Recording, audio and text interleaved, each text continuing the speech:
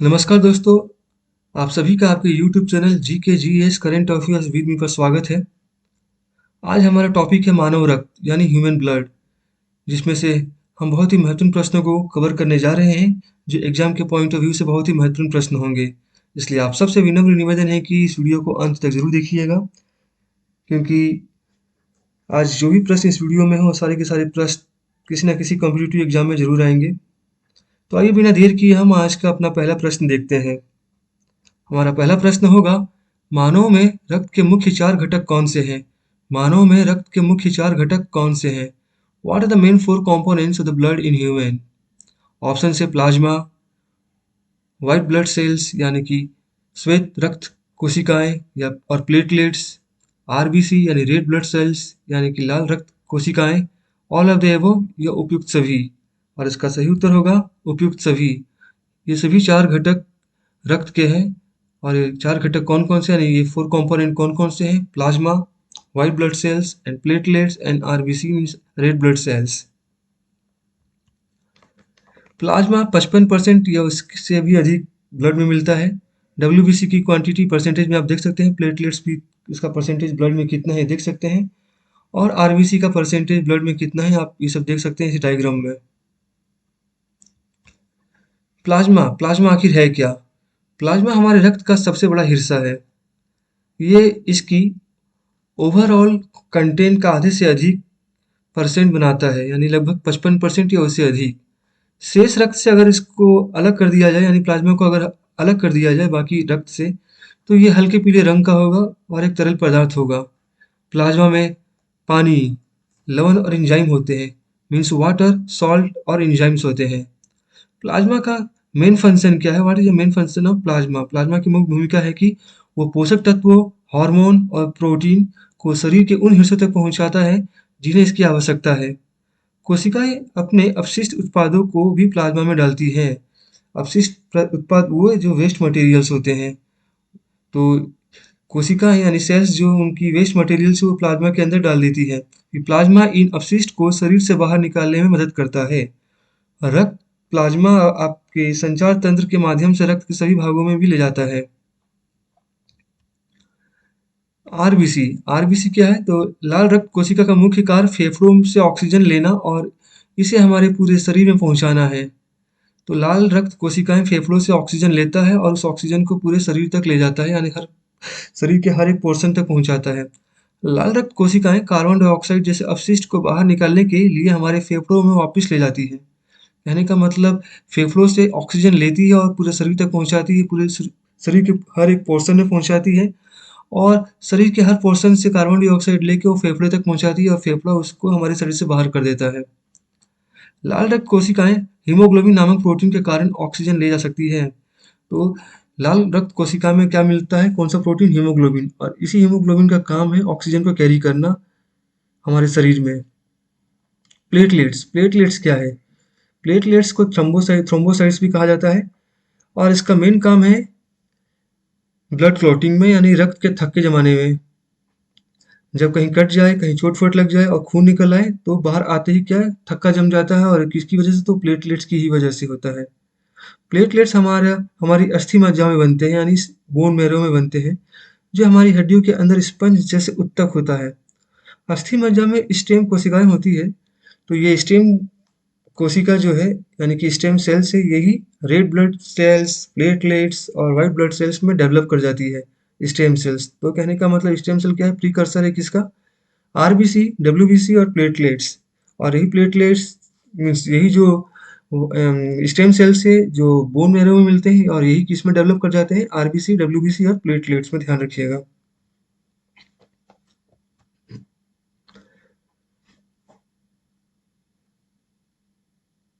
और डब्ल्यूबीसी का काम क्या है?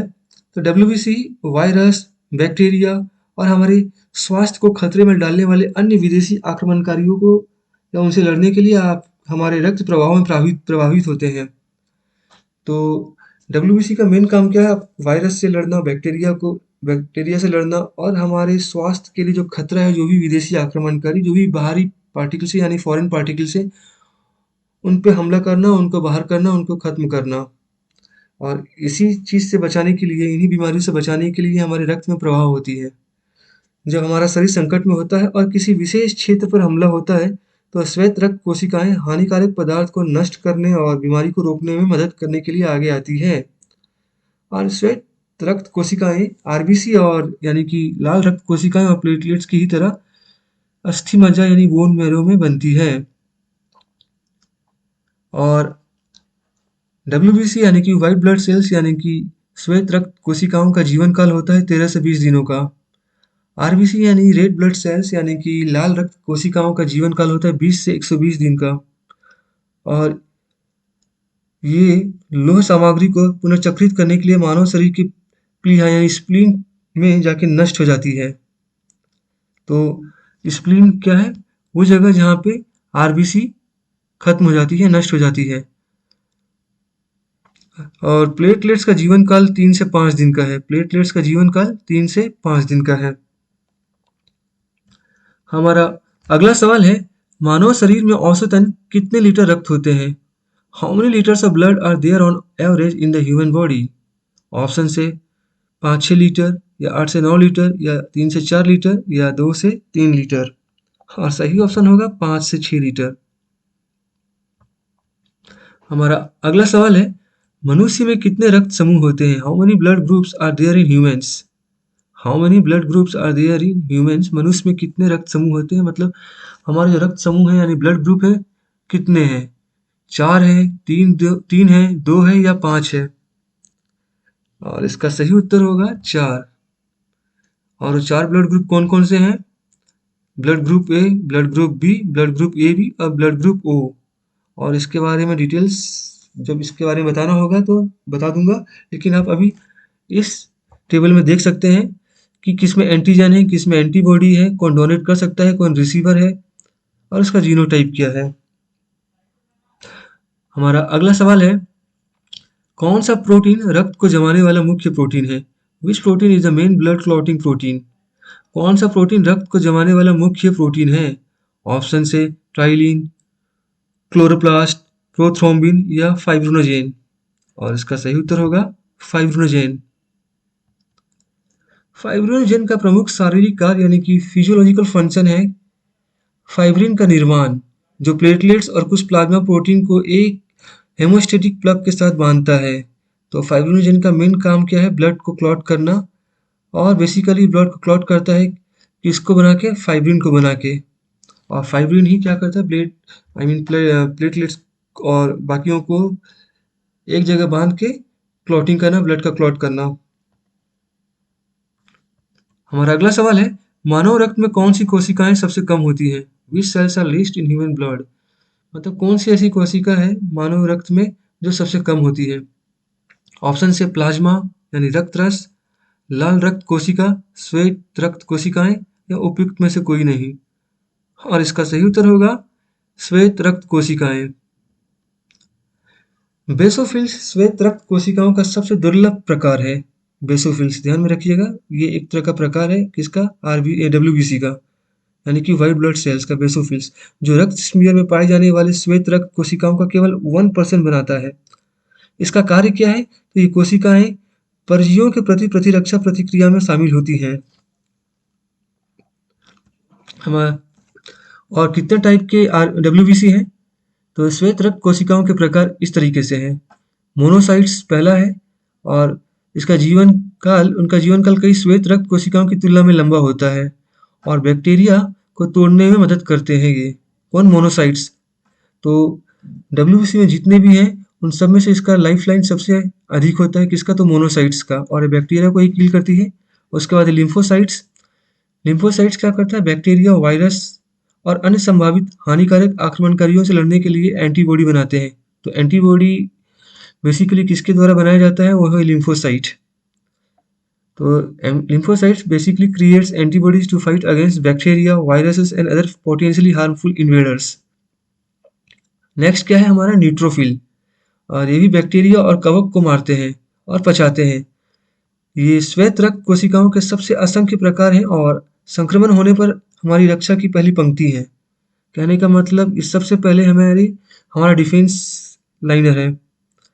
नेक्स्ट क्या है, बेसोफिल्स।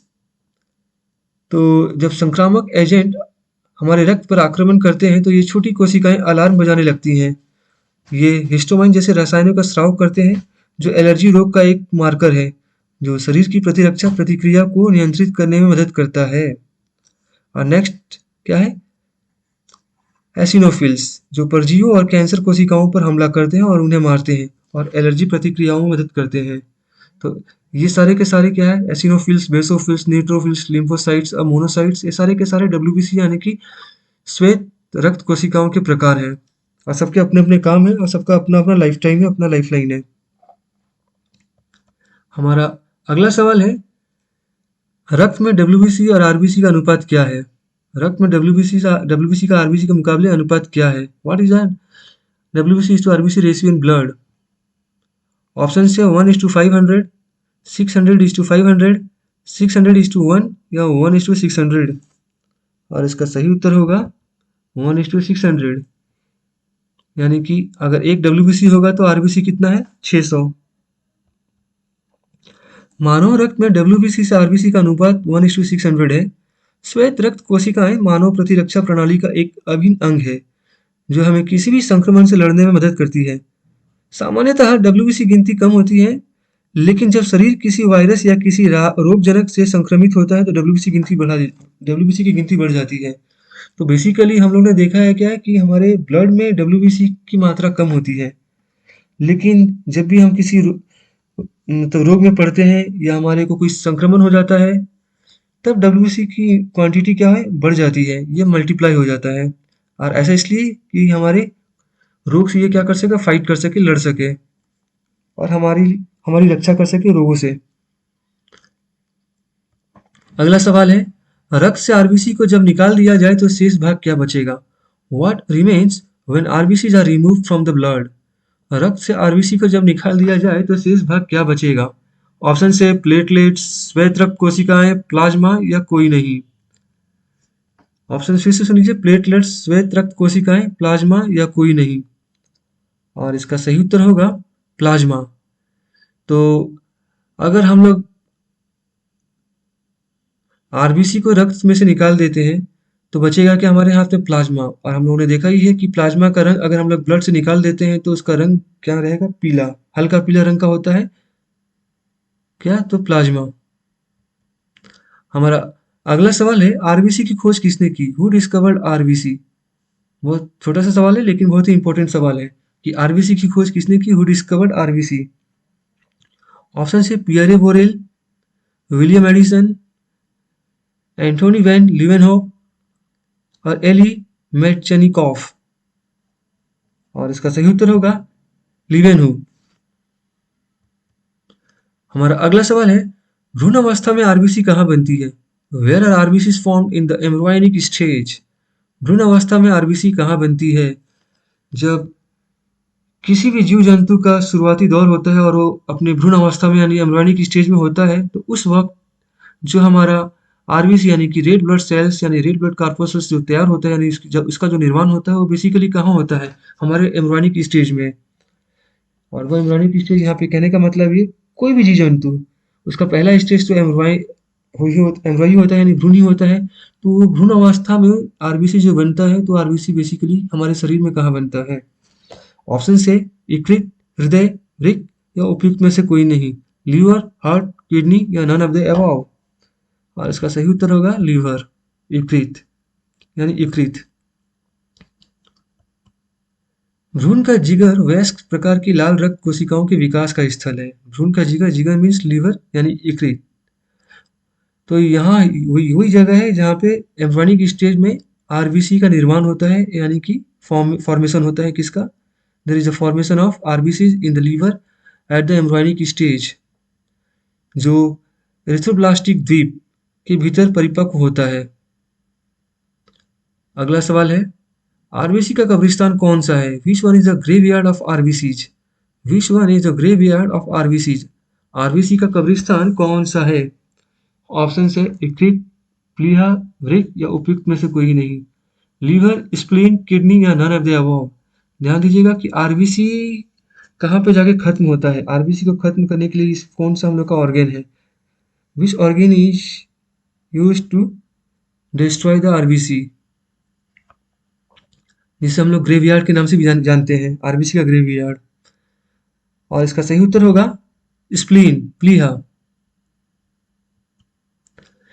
प्लीहा को आरबीसी कब्रिस्तान के रूप में जाना जाता है। प्लीहा में आरबीसी नष्ट हो जाते हैं। एक सेकंड में लगभग 2.5 मिलियन आरबीसी नष्ट हो जाते हैं। एक सेकंड में कितने? तो 2.5 मिलियन आरबीसी नष्ट हो जाते हैं। कहाँ पे? तो स्प्लीन में। That's why it is called what? Graveyard of RBCs, because that's the place where RBCs are killed. प्लीहा को आरबीसी का कब्रिस्तान कहा जाता है क्योंकि जीवन काल पूरा होने के बाद आरबीसी प्लीहा में नष्ट हो जाते हैं, जहां वे मुक्त मैक्रोफाज द्वारा ग्रहण किए जाते हैं। तो जो यहाँ पे बेसिकली मैक्रोफाज काम करता है और उन लोग को क्या करता है, मैक्रोफाज अपने अंदर निगल लेता है। किसको? तो आरबीसीज। और भी किस तरह के आरबीसीज? तो ये मत सोचिएगा कि जो स्वस्थ आरबीसी है उनकी बात नहीं की जा रही है। वैसे आरबीसीज की बात की जा रही है जो खत्म हो चुके वाले रहते हैं। तो वे जाके कहाँ पे आत्महत्या करते हैं? बेसिकली कहाँ पे जाके वो डिस्ट्रॉय किए जाते हैं? तो स्प्लीन में। तो इसी के साथ हमारा आज का ये वीडियो यहीं पे समाप्त होता है। आशा है कि आपको आज का वीडियो पसंद आया हो। अगर पसंद आया हो तो लाइक और सब्सक्राइब जरूर कर दीजिएगा, साथ ही बेल आइकन को ही जरूर कर दीजिएगा, जिससे कि मेरा अपलोडेड जो भी अपलोड वीडियो करूँ मैं आपको उसका पहला नोटिफिकेशन मिल जाए। और तब तक के लिए आप सबको बहुत बहुत धन्यवाद। और दोस्तों, कल दिवाली है, इसके लिए आपको एडवांस में ही बहुत बहुत शुभकामनाएं। जय हिंद दोस्तों।